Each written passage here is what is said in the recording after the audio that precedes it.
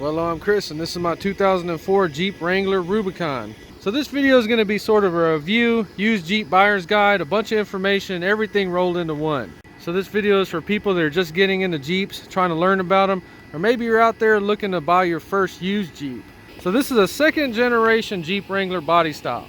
They would make this from 1997 to 2006, and they would call this body style the TJ. So the most notable thing about the TJ is they would do away with the leaf springs that you usually see with the shackles hanging out up front, and they would go to coil springs all the way around.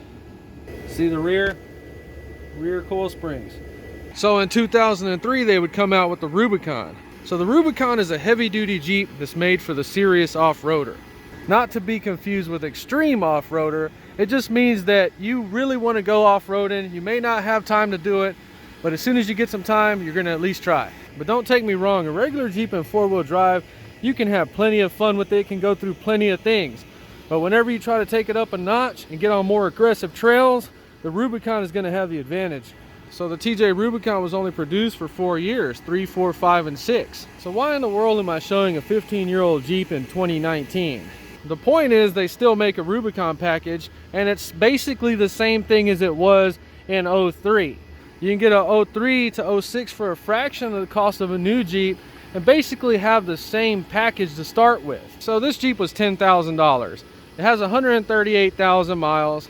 It's a 5-speed manual transmission, and the hood opens like this. It does not have any lever you pull inside the dash, which is kind of scary. I'm gonna have to get some kind of locks for this. Damn!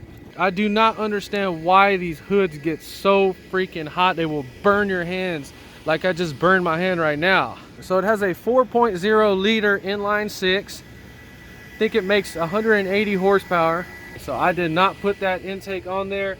That's what it came with.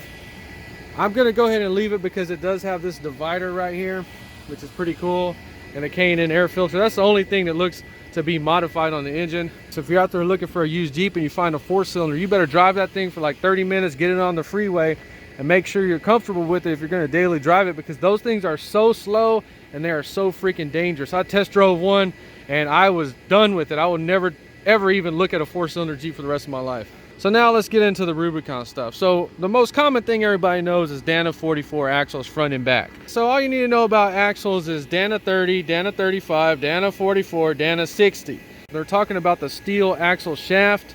Gets a little bit thicker and a little bit beefier. So in fact, the Dana 44s are heavy duty axles, and they're the biggest, strongest axles you can get in the TJ. Okay, so here's the front axle, Dana 44. Let's see if we can look at the back one. So this is the rear axle, and you can see the Dana 44 cover, what it looks like. Okay, so this Rubicon has 410 gears in the front and back, and it does have that low gear whine like a school bus, and that may not be for everybody. So if you're gonna look at one, make sure you test drive it before you buy it. So the benefit of the 410 gears, it's gonna allow you to run 33-inch tires like these without any problems. When you run 35s on a Jeep, you really do need 456 gears because the power of that engine is only 180 horsepower, and that's why they're recommending lower gears, because you can run into issues like the engine doesn't have power in 4th and 5th gears and bad gas mileage. So this one's on 33s, and that's how this one's going to stay for the rest of its life. So then on top of that, the Rubicon throws in rear disc brakes, which is a freaking big advantage when you're going through mud and water, because the drum brakes will get caked up on the inside. But the most impressive thing that the Rubicon offers is front and back pneumatic lockers. You're not going to be able to see everything in this video, but it has 2 little air compressors, one for the front, one for the back. And it engages a locker in here that locks both wheels. So it's like one freaking axle, they're going to both turn at the same time. And that's truly what makes the Rubicon special, is having those front and rear air lockers. We'll demonstrate them later in this video. The Rubicon has the super desirable transfer case with 4 low. We'll demonstrate it in a little bit. So then on the front sway bar, it has a front manual disconnect. You can see these little torsion clips right here. I haven't taken them off yet, but I will in future videos. So on the Rubicon, it's going to have these black diamond plate rocker guards. Now these are not rock sliders, they are freaking rocker panel guards. And you can see how they kind of attach under there. They're not cheesy. So they're pretty heavy duty, but if you land on a rock or something right there, you are going to damage the vehicle. But to come factory like that's freaking awesome. I love them. So then of course it says Rubicon right here. It's just a sticker. So you kind of get an idea of what the Rubicon package is. It's just a serious off-road package that comes all ready to go. All right, so let's take a closer look at the Jeep now, because I'm gonna have a whole bunch of videos coming up. We're gonna make this Jeep look as clean and bring it up to date the best way possible. So first of all, it's got a lift on it. I do not know how high the lift is. All I can tell you, it's got a 2-inch body lift. If you're buying a used Jeep, you look right here and you can see this gap. This gap should sit real close. That's gonna indicate if it has a body lift. And then you're just gonna kind of look around in the bottom and you can see them right there, 2-inch rubber spacers. So I don't know anything about Jeeps. Is that a 3-inch body lift since they use the originals? Okay, I was gonna take the wheels off and look at it in here, but it's too freaking hot. I just want to show you that it does have an aftermarket lift on it. If somebody can identify that off of YouTube, let me know what it is. Let me know what these shocks are. I have no idea. 1, 2, 3, 4, 5. It's about 8 wallets high. No, I'm joking. I don't know. I forgot my tape measure. So I don't know anything about 4-wheel drive vehicles, but that's going to change pretty soon here. So we're not going to take all this stuff off and clean it individually, but we are going to touch it up, you know, paint the shock and make everything look as clean as possible in here. So I don't know who picked these bumpers out, but you did a freaking awesome job, because I absolutely love these bumpers. When I first seen this Jeep, I was drawn right there and I said, wow, I've never seen a Jeep that looked that cool from the front. Super heavy duty looking bumpers. I have no idea what brand they are, but I love them. I'm gonna have a video where we're taking all this off and we're gonna restore everything on here. These hooks, probably paint them black. We're gonna repaint the front bumper. We're gonna restore this jack. We're gonna restore that winch. If anybody knows, where do I get these little covers for these wires? So we're gonna go through these fog lights and we're gonna clean them up and make them work. You look right here, it's got a wire, and for some reason they're both cut off. I actually know why, because they didn't wire them with the relay and they just wired them straight to the freaking fog lights or signal lights, and they're probably real dim and getting hot or something. See the other side?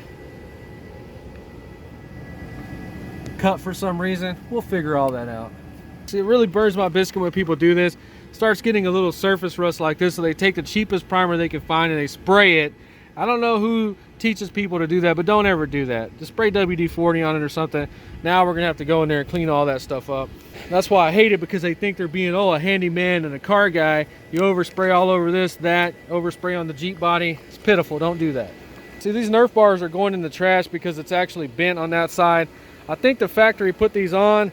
I already got some nice rock sliders we're gonna install in a future video. So the worst part of the Jeep, it has this discolored part. Now these are base and clear coat. I'm hoping that I'm gonna be able to do something and fix that. Now I have a half door video where I'm gonna be painting the door, so I'm gonna have some paint. So hopefully I can possibly mix some paint up and either touch that up, or I may end up just having to paint the whole door. But like I said, that's the only thing. Maybe we can polish that out with some wax. I have no idea, but we're definitely gonna be trying to fix that. Door handles look like crap. We're gonna be restoring those. So the detailer that got this thing ready, I mean, they just sprayed it down with some kind of detail spray. I wish I knew what kind of spray it was, but you can see it's all fading off. Not a big deal. We'll figure out what we need to coat that with. It's got some little chips here. It's got a little dent there. I've seen this dent on other people's Jeeps. Someone let me know what makes that. So one of the things I see people do is they put that freaking farm jack right here on the hood. Please don't do that. That makes me cringe every time I see it, because there's nothing really holding this hood down. And if something hit right there, I don't even want to know what that jack would do if it went through that windshield. It'd probably knock all your teeth out. Hopefully that's never happened to somebody, but please don't do that. Don't put the freaking jack on the freaking hood right there. Burns my biscuit when I see that. So this Jeep's got some aftermarket fender flares. Now these are like 7 inches wide, either 6 or 7 inches, I'm not sure. But I think the factory Rubicon only had like 3-inch fender flares on it. So these are a huge improvement. I freaking love them, never taking them off. So I'm gonna be doing a wheel restoration video. We're gonna figure out how to clean those tires up really good. We're gonna polish that wheel, and I got center caps for it. And we'll also talk about the dimensions of the wheels. You can message me and I'll tell you what they are if you're going for that look. Now that is an old school look. That's why I fell in love with this Jeep. So one of the biggest mistakes people do with Jeeps is they order wheels for them and they use the factory specs. You need to go to a 4-wheel drive place or talk to somebody like me or somebody that has a Jeep if you want a certain look, that's what you go for. Those are absolutely not factory spec wheels at all. So the back bumper's aftermarket. Does not match the front one, but I'm okay with the way it looks. Super beefy. Got a trailer hitch on it. I like all that so far. We are going to take these off and clean them up and restore them. So it's got the CB radio antenna brackets. We're going to have to leave them because I'm pretty sure it scratched the freaking paint up on there. So I'm going to look on Craigslist in the future and try to find a complete CB setup, and we're going to put it on this Jeep and see if that's something that should be done or not. I don't know. So I have no idea about CB radio. Somebody let me know if that's worth getting into or not. I've never even seen it in real life in a vehicle. So it's got this like luggage rack for gas cans. I don't even know how much that costs. I'm going to take it off and sell it to somebody on Craigslist. Let's see what's under here. I have no idea. Oh, cool. All right, so that's what's under those covers. So there's your factory Rubicon wheel. I don't know if that tire is factory or not. Somebody let me know, but it is in very good shape. I'm gonna sell this to somebody when I get my matching spare, which is gonna cost like freaking $300. I'm keeping the one with the spare tire attached, but see those bolts? Hopefully we get that thing off with no problems. And then it's got this latch. Females hate these latches for some reason. So this does not stay up. I'm gonna have a video replacing these. So back seats. They fold away and give you a little bit more cargo space. The interior seems to be original. I like it. Well, that's freaking awesome. Well, it makes me want to leave the rack on there because you're ever filming off-road stuff. Great place to put that. So I guess I'm gonna have to find me a helmet camera for these types of videos. I'm just holding the phone. That's what the gauges look like. It's got the temperature and direction up here, which I really like. So factory radio, I have a double din I already bought for it. Video coming. Basic heater controls. So factory seats, they look fine to me. Factory back seats, everything's pretty clean in this Jeep. 5-speed manual transmission, emergency brake. It has a subwoofer in the center console. Got some speakers. I don't know if those are factory or not. Somebody let me know. So the ceilings are actually really high in the Jeep. They do have some kind of insulation if you live in a super hot place. I had this one in the summer and it wasn't that bad, but possibly do a video of that in the future. Okay, so I guess the factory wraps all those tubes with that. Looks good, looks nice. And it's got the sun visors that females just absolutely hate because they don't have a mirror. The door mirrors actually have pretty good view on them. I like that a lot. I started up. The gas gauge is broke. I already bought one. Got a video coming up on that. So we got the emergency brake on. No check engine light. Everything looks good. Okay, so when you're looking at a used Rubicon, you got to go through the lockers and you got to go through the 4-low and check all this stuff out and make sure it doesn't have any weird noises. So the first thing is you always, if you're doing a manual, to make sure it goes through all the gears. Okay, put it in reverse, let off the clutch, make sure it's not making no weird noises. First gear. All right, everything looks good. Turn AC on. Make sure it's blowing cold. Okay, so now we need to test the lockers. So we're gonna have a little light that's gonna pop up over here. But before we do that, we gotta put the clutch in and we're gonna put it in 4-low. Okay, 4-low. Now we're in 4-wheel drive. We're gonna put it in first. Now this thing becomes like a freaking tractor. It's kind of weird driving it like this.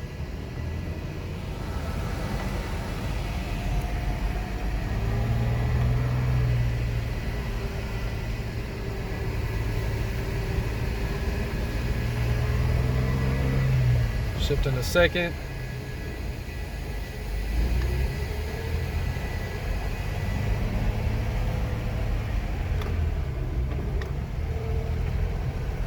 All right.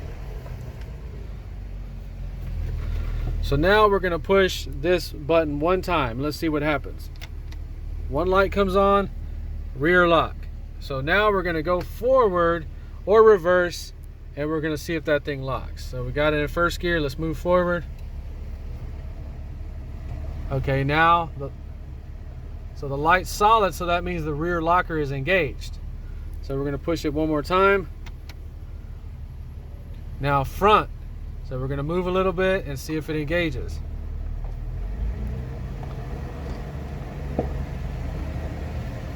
There it goes.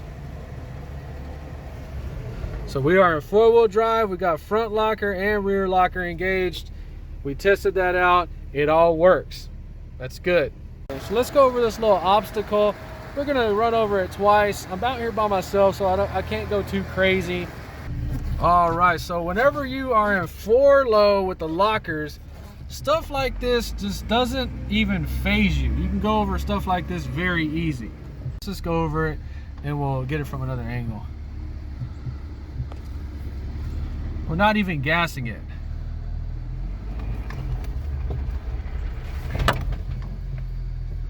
All right, let's get out. We're gonna shut it off in gear. All right, this is dangerous to do this because the Jeep can jerk. Don't try this at home, kids. So we were riding over that. It doesn't even phase the Jeep and 4 low with the lockers to go over something like that. So let's look at it from a different angle.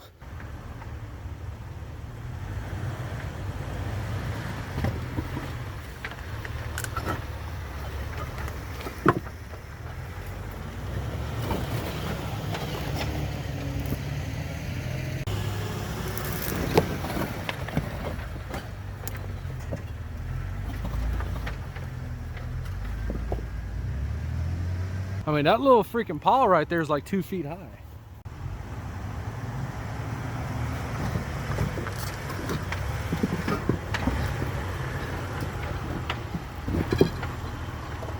It's the first time I've ever used 4-wheel drive in my life. First time ever driving over anything like that in my life. And with the Rubicon, with that 4 low and those lockers, it just went over it like nothing. I didn't even go over 1,000 RPM. Now we're back to normal. We turn the lockers off and everything disappears off the dash. Now what I did notice, it was kind of interesting, is the steering changes. It like limits the steering a whole bunch whenever the lockers are engaged. That's pretty cool. So when you're test driving a Jeep, you really do need to take it off-road, because that's whenever these things come to life. They handle bumps better than freaking any stock pickup or car. My Tacoma would freaking damn near bust my head against the freaking glass if I ran over this, and in this Jeep it doesn't even phase it. It's probably just over a foot tall. We just cruised over. We're not even giving it any gas. So it is October 27, 2019 in Houston, Texas, and it's still kind of hot outside. So let's get this video wrapped up. I've owned this Jeep for about 2 months and I absolutely love it.